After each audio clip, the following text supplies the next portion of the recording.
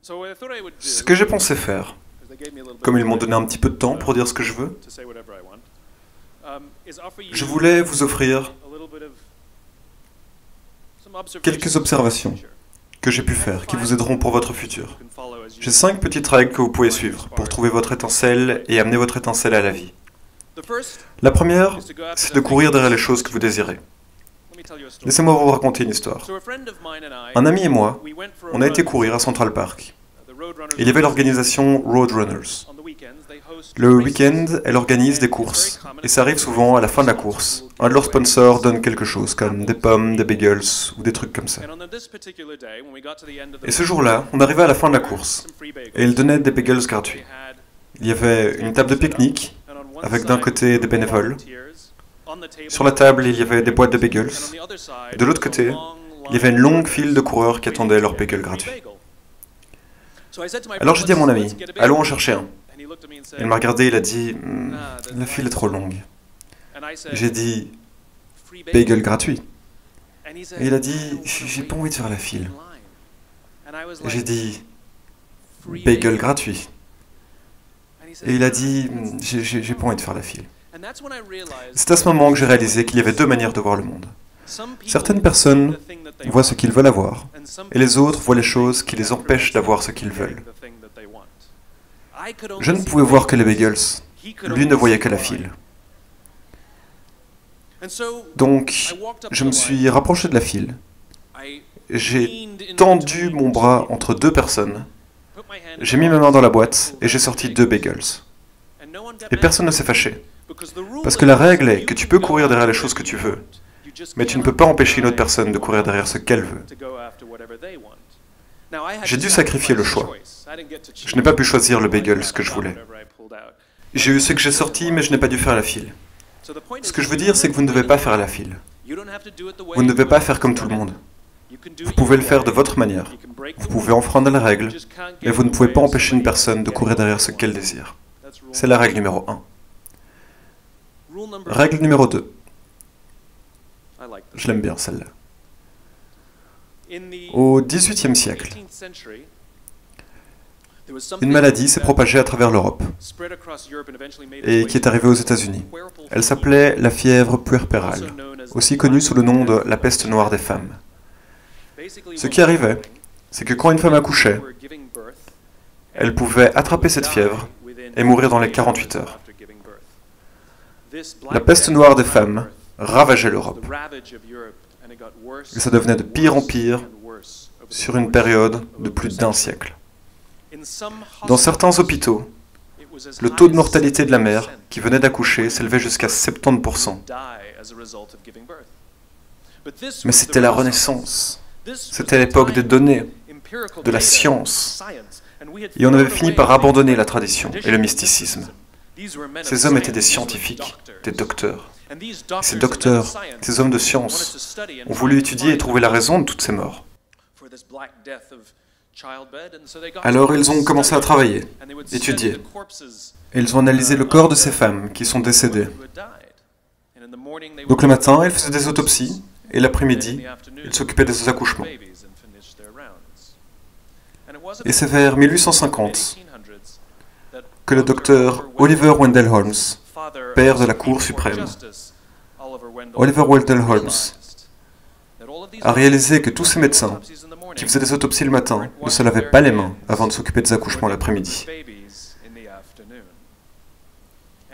Alors il leur a dit, « Les gars, c'est vous le problème. » Et ils ont préféré l'ignorer et le traiter de fou pendant 30 ans. Jusqu'à ce qu'enfin, quelqu'un finisse par réaliser que s'il se lavait les mains simplement, la fièvre n'arrivait pas. Quand ils ont commencé à stériliser leurs outils et se laver les mains, la peste noire des femmes a disparu. Ce que je veux dire, c'est que, parfois, c'est toi le problème. On voit ça trop souvent avec ces nouveaux scientifiques, ces grands théoriciens ou ces financiers, qui sont plus malins que tout le monde jusqu'à ce que tout s'effondre.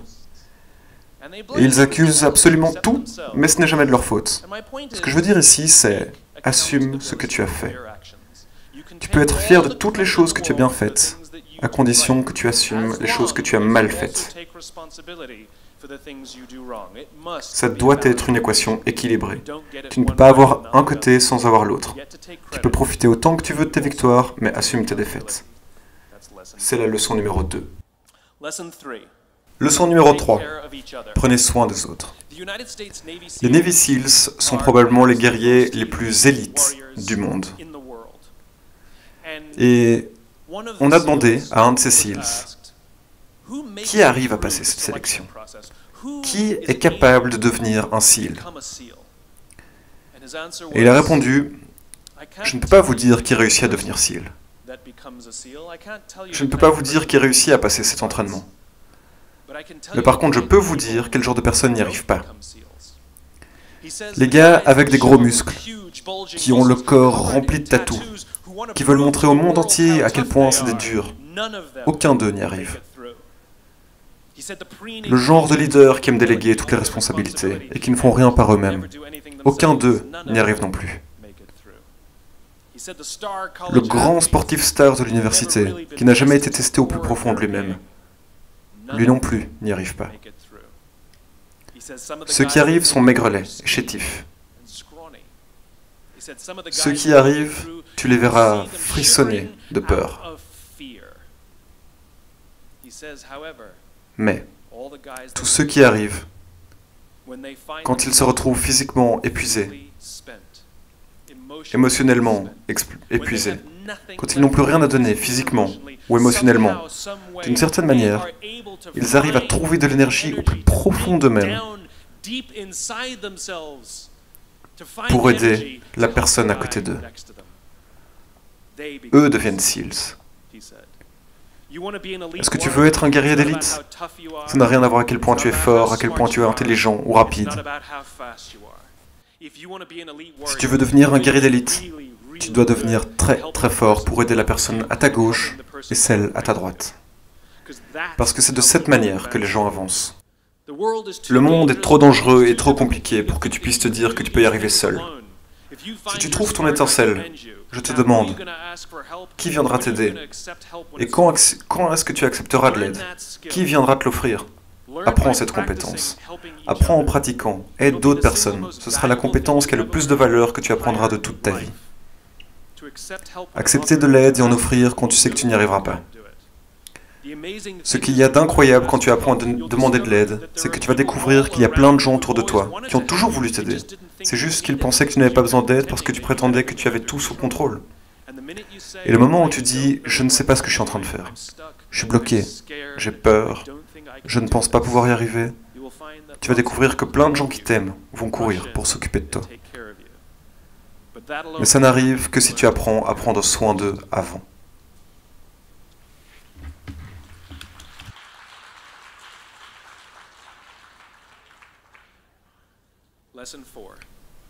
Règle 4.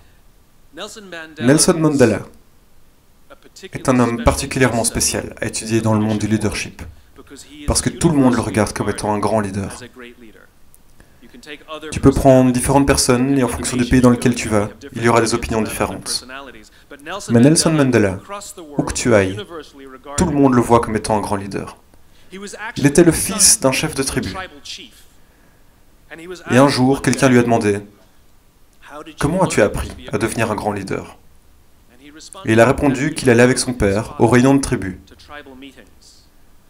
Et il se rappelle de deux choses, de quand son père se retrouvait avec les autres chefs. 1. Il s'asseyait toujours en rond. Et 2. Son père était à chaque fois le dernier à parler. Toute votre vie, on va vous dire qu'il faut apprendre à écouter. Mais je voudrais dire qu'il faut aussi apprendre à parler en dernier. Je vois tous les jours dans les réunions de direction des gens qui se considèrent comme des grands leaders et qui pourraient éventuellement être des leaders décents.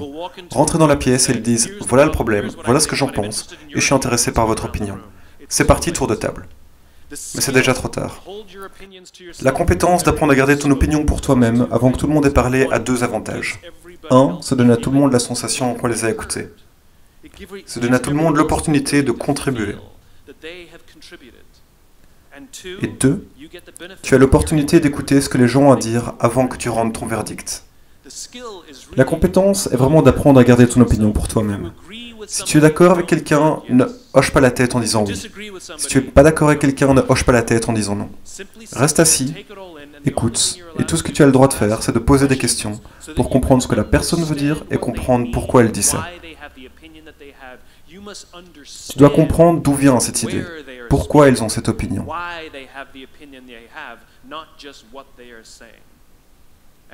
Et à la fin, ce sera à ton tour. Ça a l'air facile, mais ça ne l'est pas. Apprends à devenir le dernier à parler. C'est ce que Mandela faisait. Numéro 3. Numéro 5. C'est un bordel. 1, 2, 5, 3. Pour tous les geeks de l'audience. En voici une. Numéro 5. Ma préférée de tous. Et véridique. Il y avait un ancien secrétaire de la Défense qui était invité à donner un speech à une grande conférence devant des milliers de personnes. Il était sur l'estrade avec son café dans un gobelet en polystyrène. Il faisait son exposé avec son PowerPoint derrière lui. Il a bu une gorgée de son café, puis a souri. Il a regardé vers son café et il a changé de sujet. Il a dit, vous savez, l'année passée, j'ai fait un exposé à cette même conférence. L'année passée, j'étais toujours secrétaire de la Défense. Et pour venir ici, l'année passée, ils m'ont fait venir en business class. Et quand je suis arrivé à l'aéroport, il y avait quelqu'un qui m'attendait pour m'amener à l'hôtel. Ils m'ont amené à l'hôtel, et ils m'avaient déjà fait le checking. Ils m'ont amené à ma chambre, et le lendemain matin, quand je suis descendu, il y avait quelqu'un qui m'attendait à l'entrée pour m'amener ici. Ils m'ont fait entrer par la porte de derrière pour m'amener dans une salle confortable, où j'ai reçu un café dans une belle tasse en céramique. Mais je ne suis plus le secrétaire de la Défense. J'ai payé moi-même l'avion. J'ai pris un taxi pour aller à l'hôtel. Et puis j'ai fait moi-même le checking. Quand je suis descendu à l'entrée de l'hôtel, j'ai pris un autre taxi pour venir ici. Je suis entré par la porte principale et j'ai dû me débrouiller pour arriver en backstage. Quand j'ai demandé à quelqu'un si je pouvais avoir une tasse de café, il m'a montré la machine dans le coin. Et je me suis servi ma tasse de café dans ce gobelet en polystyrène. La leçon, c'est que la coupe en céramique ne m'a jamais été destinée à moi personnellement. Elle était destinée à la position que j'avais. Je mérite ce gobelet en polystyrène.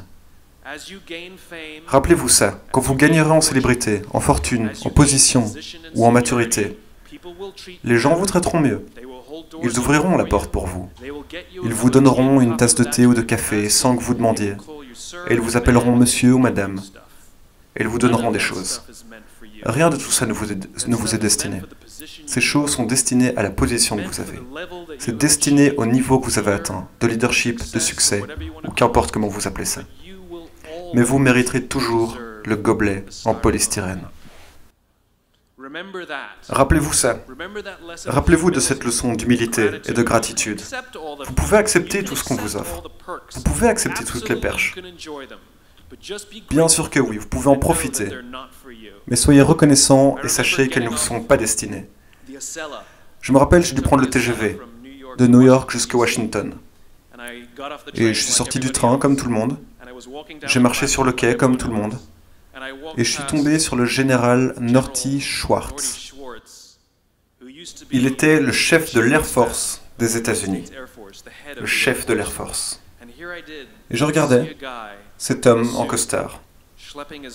Il portait sa mallette, comme moi.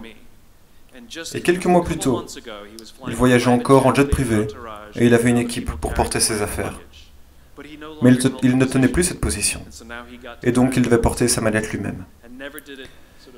C'est ce qui me rappelle le plus que nous ne méritons pas les perches qu'on nous tend. Nous méritons tous le gobelet en polystyrène. C'était un plaisir de vous rencontrer cet après-midi. Votre honnêteté, curiosité et équilibre m'a ébloui.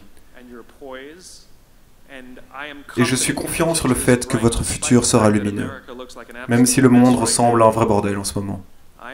Je suis confiant sur le fait que votre futur sera beau pour une raison et pour une seule raison, parce que vous allez grandir et vous serez notre futur. Merci beaucoup. Vous êtes merveilleux. Merci beaucoup.